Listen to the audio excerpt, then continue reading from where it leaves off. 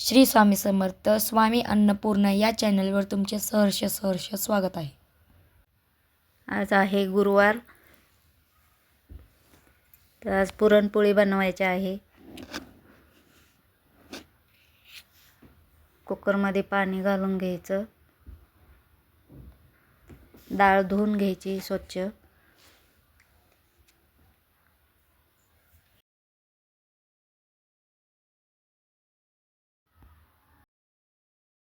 चला, कुकरमध्ये पाणी उकळलंय.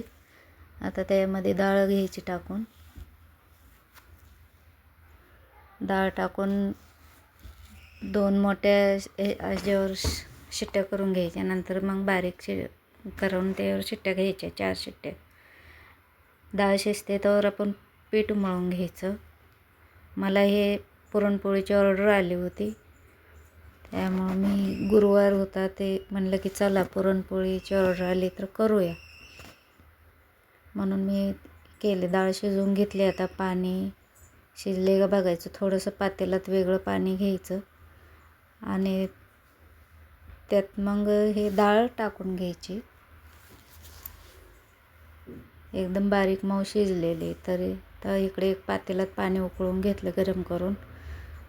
त्यामध्ये डाळ टाकून घ्यायची, म्हणजे जरा चिकट होत नाही डाळ, म्हणून त्यामध्ये जरा एक उकळी येऊ द्यायची. नंतर मग पाणी काढून घ्यायचं. मी घरून ऑर्डर सुरू केलेले आहेत. पुरणपोळी, शेंगदाण्याची पोळी असं ऑर्डर घ्यायला लागली. त्या चाळणीन गाळून पाणी घ्यायचं. नंतर मग ते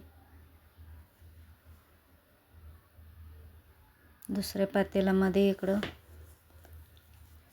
टाकून घ्यायचं.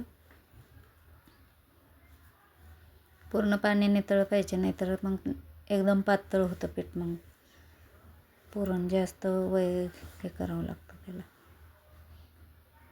आता याच्यामध्ये डाळ टाकायची. त्यामध्ये गूळ, जेवढी डाळ तेवढा गूळ घ्यायचा, म्हणजे पोळ्या एकदम चांगल्या होतात.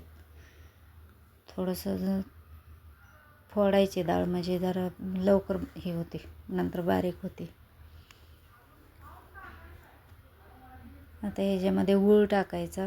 थोडंसं चिमटभर मीठ घालायचं, कारण की बिना मिठाचं काही करायचं नसतं.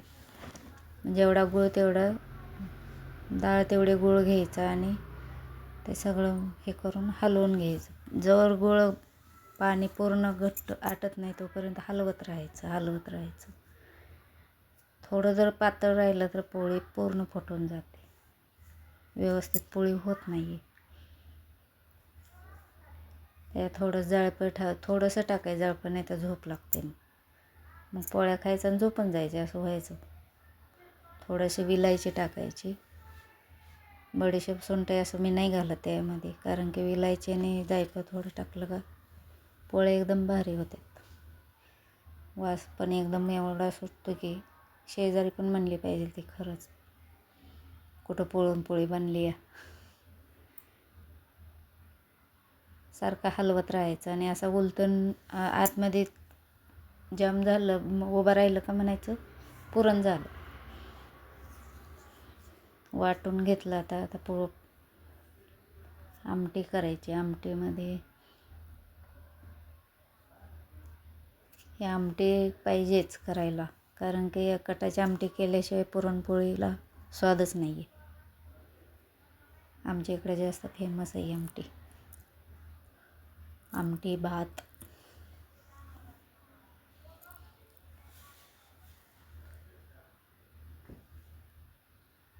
आमटीमध्ये आम्ही काही नाही घालत. खोबरं, लसूण, कढीपत्ता, कोथिंबीर एवढंच घालतो. बारीक करून घेतो. तेल घालून त्यात ते जिरं मोहरी टाकून खोबरं चांगलं भाजून घ्यायचं आणि त्यातच थोडं तिखट टाकायचं. घरी बनवलेलं तिखट असतं आमचं हे. ते झालं, आमटी झाली. आता तर पोळ्या बनवायला घ्यायच्या.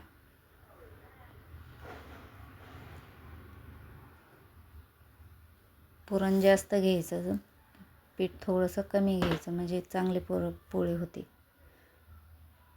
पसरली. चांगलं वर गोल गोल करून ते आतमध्ये पुरण दाबून दाबून भरायचं.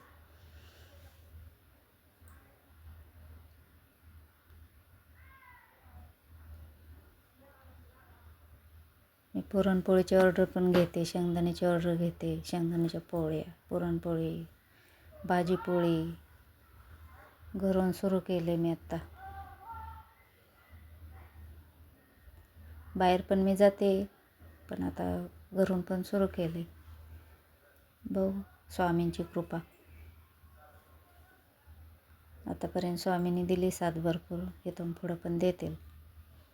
हाय चालू आहे माझं, थोडं थोडं येतं.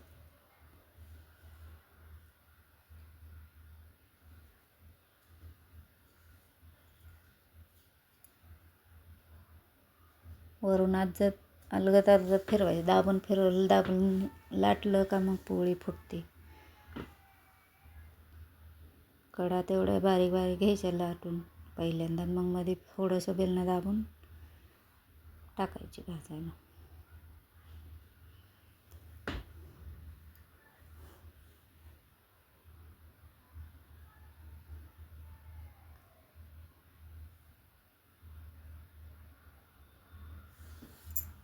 कोणी तेल लावतं, कोणी तूप लावतं. आमच्यात तूप नाही जास्त आवडत, आम्हाला तेलाचीच पोळी आवडते.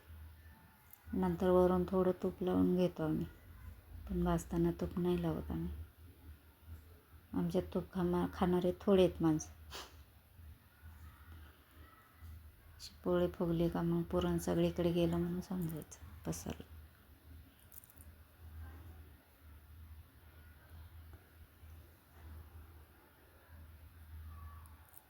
बघ कसे झाले पोळी, एकदम मऊ सुलुशीत.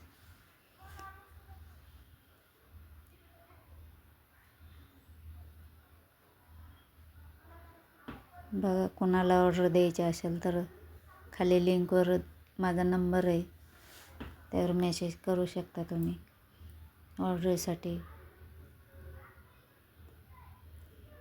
हे कटाची आमटी पुरणपोळी